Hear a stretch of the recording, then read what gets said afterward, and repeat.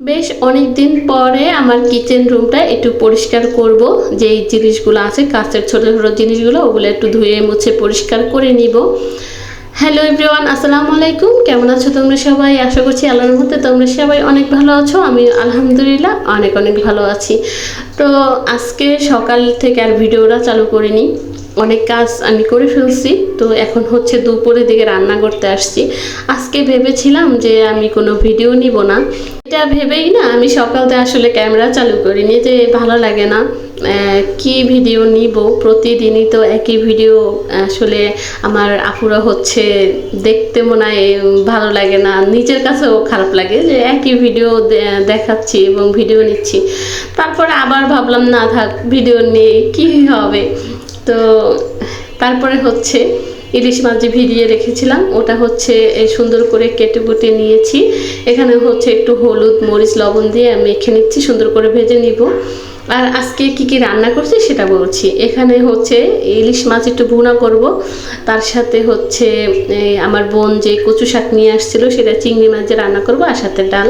আমার শাশুড়ি হচ্ছে চলে আসছে আমাদের বাসায়, তো তার জন্যই হচ্ছে একটু কচু শাক আমি রেখে দিয়েছিলাম ফ্রিজে, তো তার জন্যই হচ্ছে আজকে রান্না। আর ইলিশ মাছের হচ্ছে ভুনা খেতে খুব পছন্দ করে, আছে না যে পেঁয়াজ দিয়ে একটু ভুনা করে, সেটাই মা হচ্ছে খেতে খুব পছন্দ করে।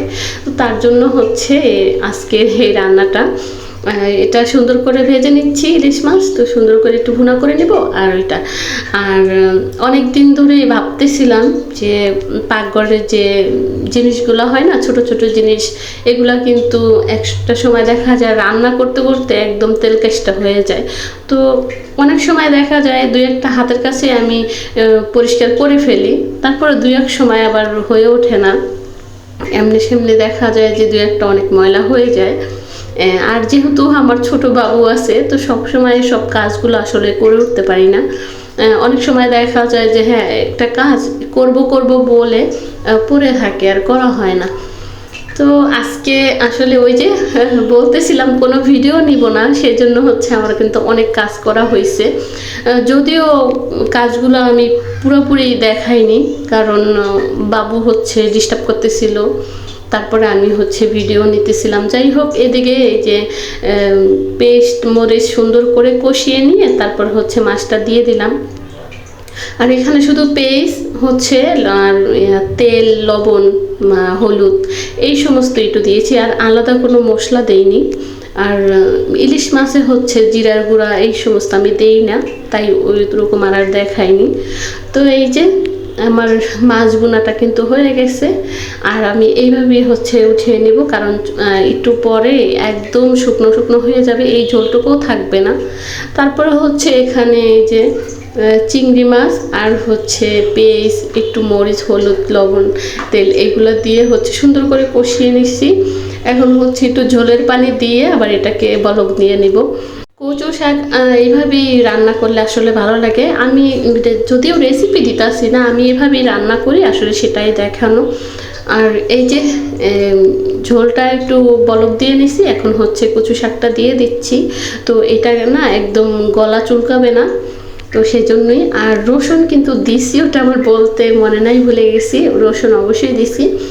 কচু শাকে যে কোনো কচু শাকে আমি সবসময় বলে থাকি যে রসুনটা কিন্তু দিতে হবে, না হলে না গলা চুলকানোর একটা ভয় থাকে। যদিও চুলকাবে না, এই কচুগুলো অনেকই ভালো ছিল। যাই হোক, রান্না বাড়া শেষ, মাকে হচ্ছে খেতে দিয়েছি, আর আমি হচ্ছে খেতে যাইনি।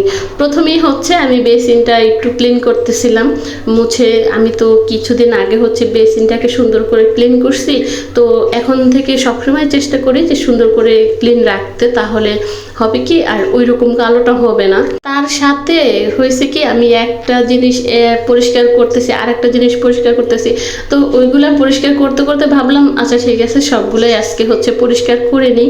আর এই কাজগুলো করতে করতে আমার না একদম হচ্ছে 5টা বেজে গেছে, আর ভাত খাইতে খাইতে কিন্তু আমার প্রায় 5:30টার কাছাকাছি বেজে গেছে। তো ওই যে আমি যেদিন বলি আমি কাজ করব না, আজকে হচ্ছে একটু রিল্যাক্সে থাকবো, সেদিনই হচ্ছে আমার কাজগুলো বেশি করতে হয়। এটা হচ্ছে না আমার একটা মানে কি বলবো আমি জানি না, এরকম হয় আমার সাথে। যেদিন বলো কাজ কম করবো সেদিন হচ্ছে কাজ আমার বেশি করতে হয়। তো তো যাই হোক, এখানে হচ্ছে সবগুলো এই যে বয়মগুলো আমি মুছে আর কি সুন্দর করে, কি বলে এটাকে, যেটা দিয়ে আমি থালা বাসন আর কি মাজি, সেই ছোবাটা দিয়ে সুন্দর করে ধুয়ে নিচ্ছি। আর এই যে হচ্ছে র্যাকটার ভিতরেই আর কি আমি এই জিনিসগুলো রাখি। যেহেতু আমার ছোট্ট কিচেন, জায়গা খুবই কম, তো এখানেই হচ্ছে আমাকে এই ছোট ছোট জিনিসগুলো রাখতে হয়।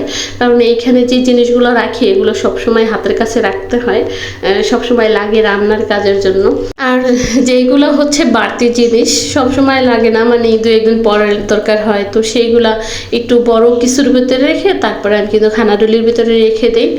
আর এই যে ছোট ছোট জিনিসগুলো, তো সেইগুলো হচ্ছে একটা জিনিস আর কি এখানে রাখতে পারি, তো সেইগুলোই হচ্ছে রেখে দেই।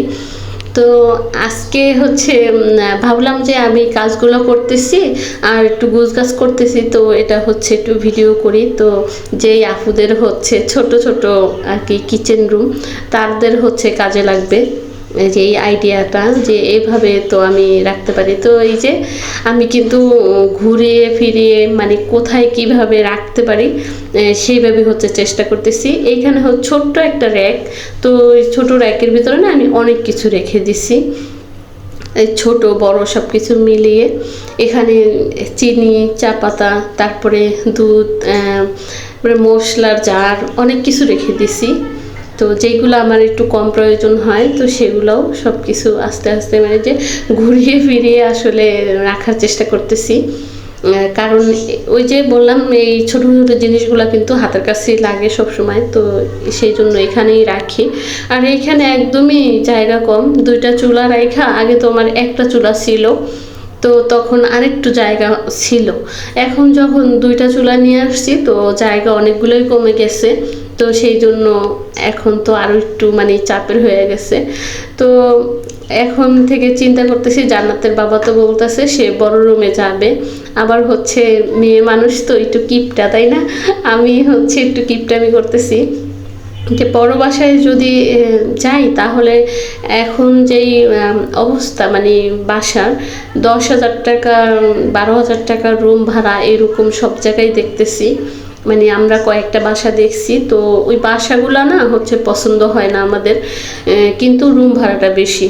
তো একটা বাসা হচ্ছে আমারও পছন্দ, ওরও হচ্ছে পছন্দ হয়েছে, কিন্তু আমার না এই এলাকায় থাকার ইচ্ছা নাই, তো সেই জন্য হচ্ছে ওই বাসায় যাওয়া হয় না।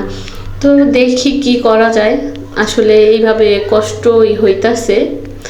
কষ্ট না, আলহামদুলিল্লাহ অনেক ভালো আছি, আল্লাহ অনেক ভালো রাখছে।